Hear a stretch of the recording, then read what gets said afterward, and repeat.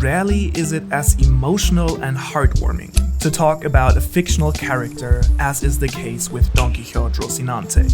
Despite his very short appearance in the story, as well as a complete lack of interaction with any of the main protagonists, Corazon, as he's known within the Doflamingo family, is one of the most beloved characters in the entire story. How come then that a side character with no badass devil fruit powers, no advanced haki, and due to his early death, no active impact on the current storyline, has become such a fan favorite that is almost as iconic for the story of One Piece as his older brother Doflamingo, the main antagonist of the longest story arc until Wano?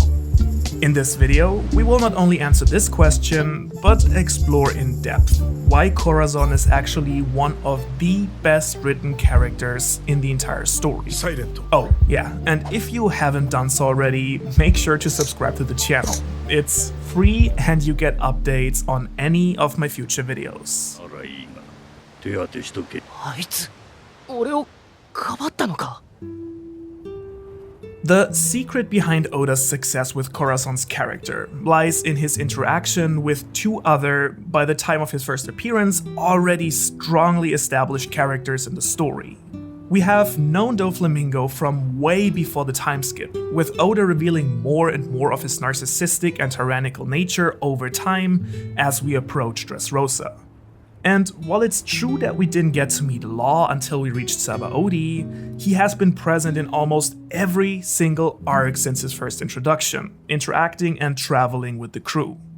And so, between these two characters, Oda has established Corazon as the missing puzzle piece to link both Law and Dofi, and has used Corazon's relationship with both to give deep-reaching characterization to his character in a very short amount of time, through both Doflamingo's and Law's respective flashbacks. So let's take a look at both of these relationships in a bit more detail.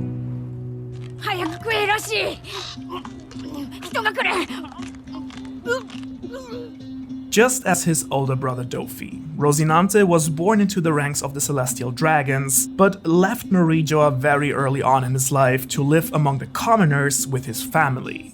While right from the start, Doflamingo was shown to be engulfed in feelings of superiority and anger, Rosinante was quite the opposite.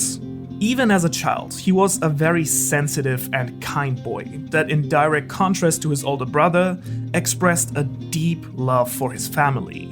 And so, when their father's decision ultimately led to the doom of their family, Doflamingo felt nothing but rage and hatred for everyone involved, which resulted in him executing his father Homing while he was holding the young Rosinante, who had reacted to their tragic circumstances with sadness and an even stronger emotional connection to his family. Seeing his brother spiral into deeper and deeper darkness, and witnessing him murdering their father while being embraced in his arms, deeply traumatized him. And so, while Dofi was busy bringing the father's head back to the Celestial Dragons and started gathering power-hungry people around him, Rosinante was found by none other than the future Fleet Admiral Sengoku, who took him into the Marines and raised him.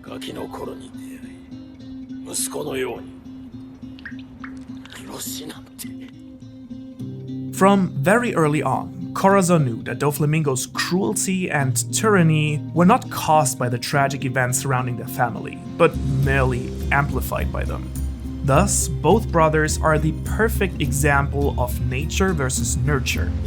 Despite growing up the exact same way and experiencing the exact same pain, both of them turned out to be as different as one could imagine.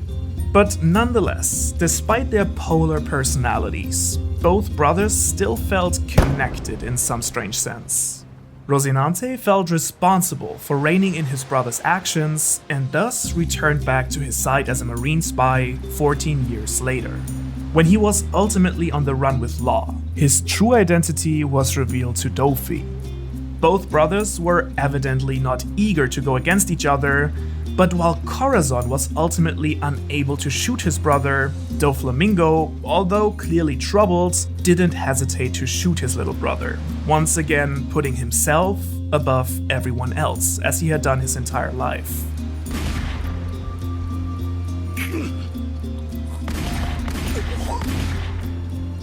The point of all this is that through Dofi, Corazon is characterized as his polar opposites. Two strikingly different paths based on the same starting point.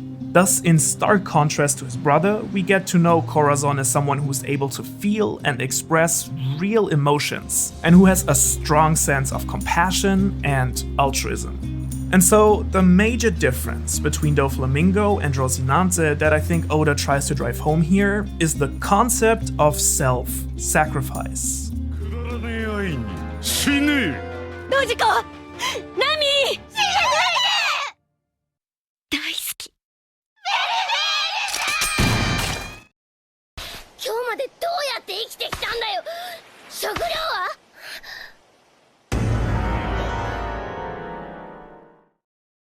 だよジャング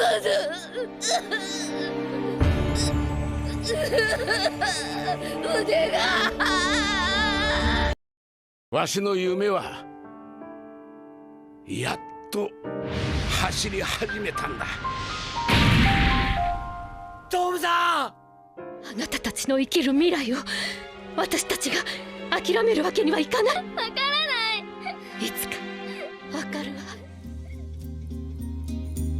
A parent figure sacrificing themselves for a beloved child is a consistent theme throughout One Piece.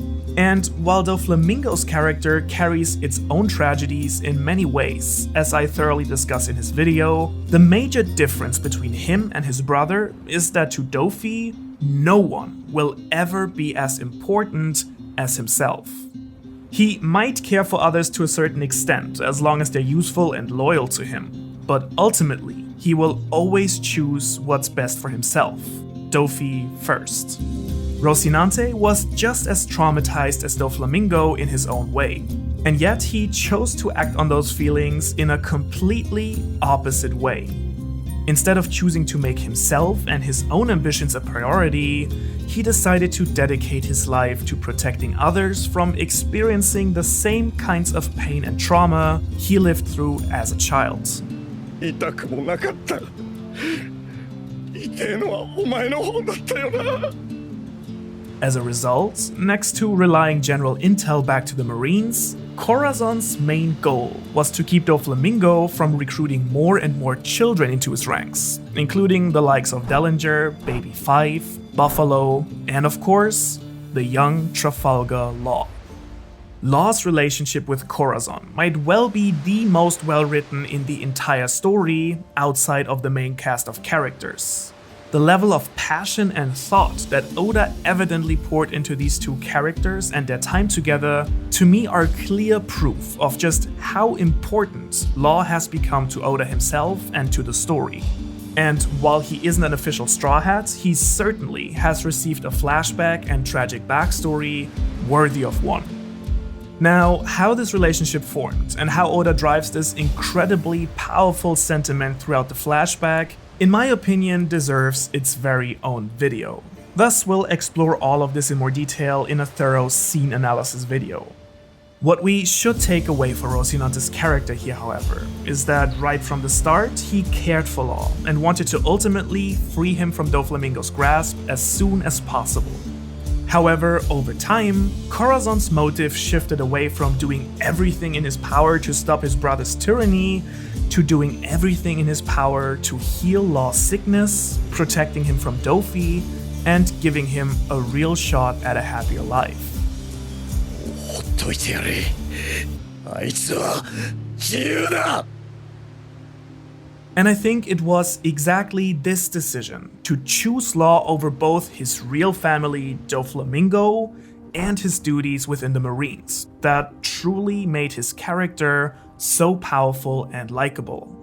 Not only did he give the traumatized Law a sense of hope again, but he also gave him unconditional and genuine love and care. This way, he was not only able to heal Law's body, but also his heart, and so put him on the right track to live a good life and also keep him from becoming the next Doflamingo. Due to his own sad childhood, he was able to look past Law's deep-rooted anger and hatred and see the suffering that caused them. And so, while Dofi was willing to give Law what he wanted, the opportunity to inflict his own pain onto others until his inevitable death due to his sickness, Corazon was able to give Law what he actually needed. A chance to heal enough to live a good life and leave behind all his pain and sorrow. Corazon. I think the best way to truly understand the essence of Rosinante's character is through the symbolism that Oda has integrated in his character. Corazon unites a number of central themes and symbols in One Piece that we've already discussed in detail throughout this series of videos. For instance, the concept of dreams, as he's fully convinced that he will find a way to save Law, something seemingly impossible. Or the concept of inherited will, as he pushes Law to find the truth about the will of 𝚑 and his heritage. And the concept of immortality, according to Dr. Herolook, that people only die when they and their dreams are forgotten. By showing true love to Law, he managed to gain the immortality that his brother was yearning for so badly. All of this is wonderfully reflected in the main theme of Rosinante's character, the heart, which goes far beyond his choice of fashion. Corazon, which means heart in Spanish, is what Dofi wanted from Law: consume the heart-shaped 𝚘𝚑𝚎 and give him immortality. But most importantly, I think, Corazon was able to heal Law's own heart through his love and kindness, which is why ultimately Law became captain of the Heart Pirates in memory of his father figure.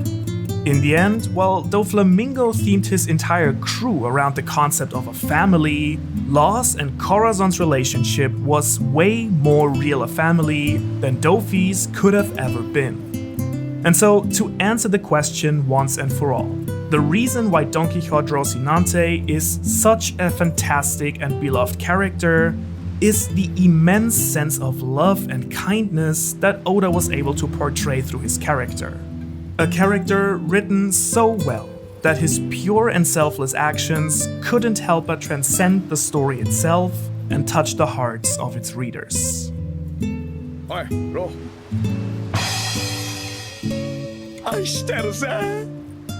If you want to dive even deeper into this, you can watch my entire analysis of Doflamingo on the top, and the analysis of Corazon's and Law's backstory below. Thanks guys. Peace.